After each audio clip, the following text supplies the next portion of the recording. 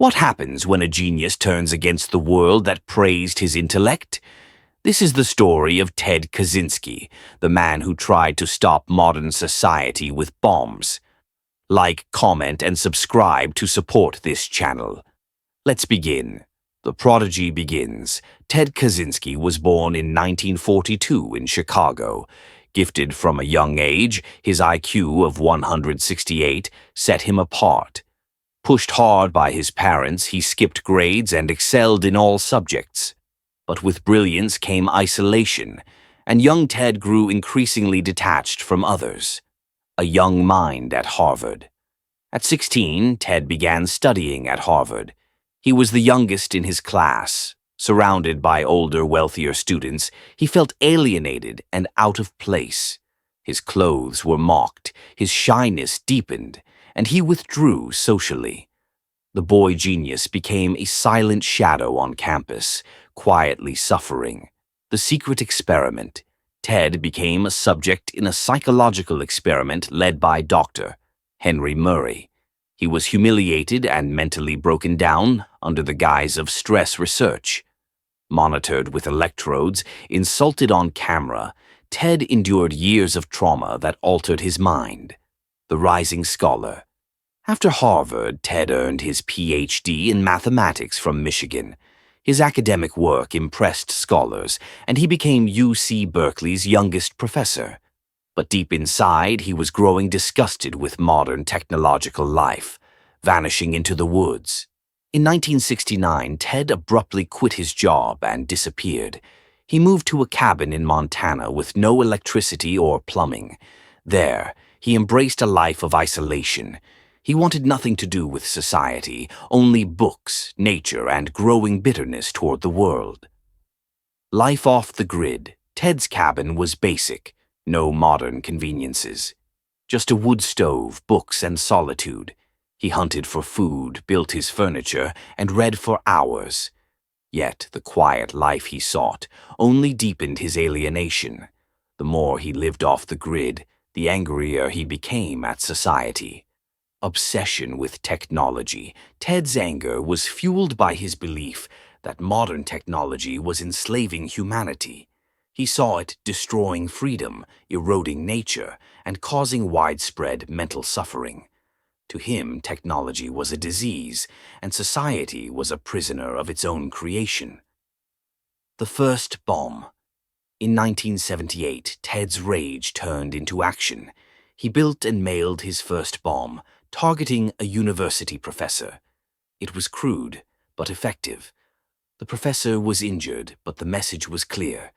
Ted would wage war on society with his bombs, one victim at a time. Rise of the Unabomber. Over the next decade, Ted's bombs grew more sophisticated. He targeted university professors, airline executives, and anyone linked to the technological system he despised. The FBI dubbed him the Unabomber, but they had no clue who he was or where to find him. A trail of victims. Ted's bombs caused devastating injuries and a growing list of victims.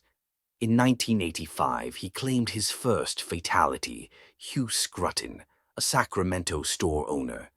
Ted's bombings were methodical and brutal, each one bringing more attention to his crusade. Hidden in the woods. While the FBI scrambled to find him, Ted stayed hidden. His cabin in Montana was far from the reach of modern civilization. Ted felt untouchable, watching the chaos he caused from a distance. He was both invisible and feared.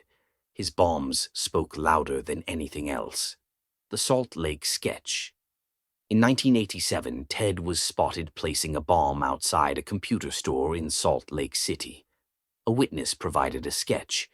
For the first time, the FBI had a lead, but Ted disappeared again, vanishing for nearly 6 years.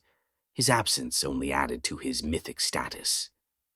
The manifesto begins. During his time off the radar, Ted wrote a manifesto explaining his bombings and their purpose.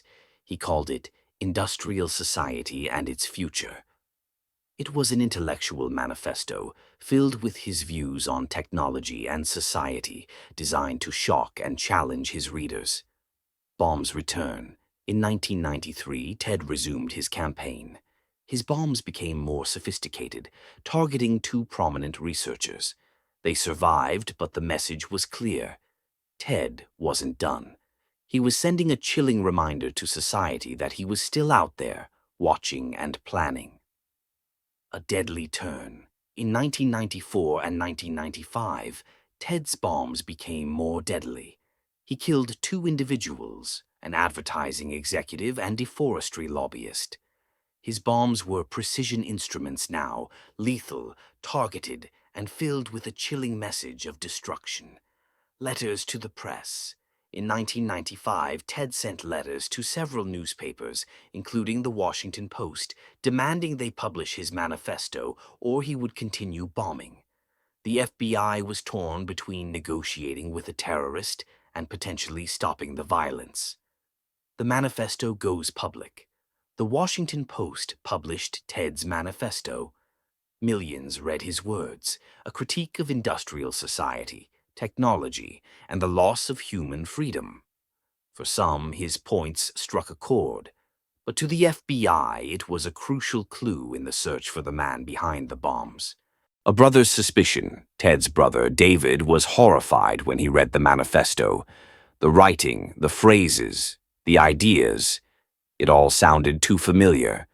David, though in denial, couldn't ignore the chilling truth. His brother Ted might be the Unabomber. A difficult decision. David struggled with a terrible decision. Should he betray his brother to the FBI or stay silent? After discussing it with his wife, Linda, David decided to act. He alerted the FBI and handed over old letters from Ted that matched the language of the manifesto. The cabin staked out. The FBI set up surveillance around Ted's cabin in April 1996. They had enough circumstantial evidence, but no hard proof. Agents pretended to be land surveyors, hoping to draw Ted out of his cabin. Soon the investigation would take its final dramatic turn. The cabin of secrets. When agents knocked on Ted's door, he opened it, unaware of the trap. Inside, they found bomb-making materials, completed devices, and thousands of pages of Ted's writings. His journals detailed his attacks, his motivations, and his thoughts in alarming detail. The genius of codes. Ted's journals were written in a complex code, one that baffled the FBI. It was more intricate than anything they had ever encountered, but Ted had left behind a key to break it. This would ultimately seal his fate. His own words would expose him. A shocking trial. In 1998, Ted pled guilty to his crimes. He chose to avoid the death penalty and accepted life imprisonment without parole. He didn't want anyone to see him as insane. He wanted his actions to be understood as deliberate and politically motivated. Guilty, not crazy. Ted rejected his defense team's plea of insanity. He wanted his ideas taken seriously. To him, this was not about mental illness, but about a battle between man and machine. He would die in prison before letting anyone dismiss him as a madman. New connections. In prison, Ted corresponded with admirers and even befriended fellow domestic terrorist Timothy McVeigh, the Oklahoma City bomber. Their correspondence showed they shared views on the government and the power of violence as a form of protest, a strange love story. Ted found unexpected affection in prison. Dozens of women wrote him, some out of admiration, others for more salacious reasons. One woman, a schoolteacher, became his lady love. They exchanged thousands of letters but never met in person before she died of cancer. Illness and decline. In his later years, Ted was diagnosed with cancer. He chose not to seek treatment, his mind consumed with the belief that death was inevitable. He lived his final years in isolation, writing to those who would listen to his ideas, even as his body failed him. Ideas that linger. Though Ted died in 2023, his manifesto and ideas still circulate. Some see his warnings about technological control as prophetic. Others see only a murderous man who let his beliefs consume him. His legacy is a twisted mixture of radical thought and violence. The manifesto today. Ted's manifesto remains a controversial text. Some agree with his critique of technology's dangers and its effects on human freedom. But few are willing to accept the violence he used to spread those ideas. His message is one of both fear and reflection. The cost of isolation. Ted's life shows the dangers of intellectual isolation.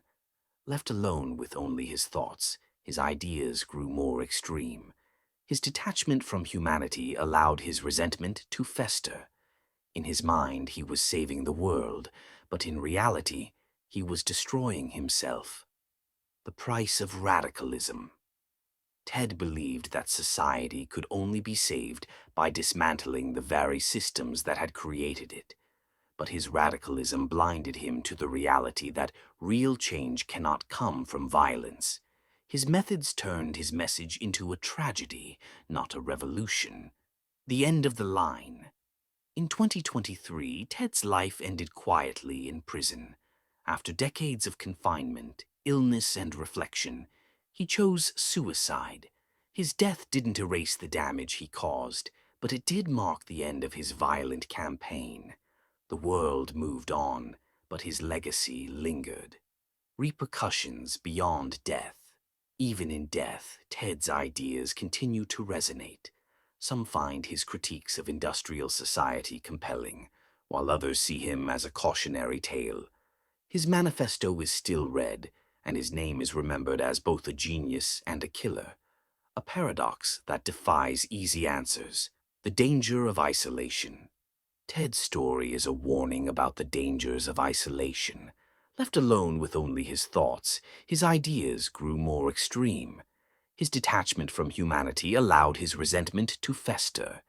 In his mind, he was saving the world, but in reality, he was destroying himself. The price of genius.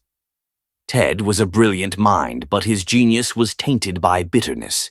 He had the potential to be a force for positive change, but his hatred for society led him down a darker path. His intellect, instead of uplifting others, became a tool for destruction. Society's reflection. Ted's life challenges us to reflect on our own society. How do we treat those who feel alienated? How do we respond to ideas that challenge the status quo? Ted's story isn't just about one man. It's about the dangerous consequences of neglecting human connection. A lasting impact. Ted Kaczynski's life is a testament to the power of ideas, how they can shape a person's actions, for good or ill.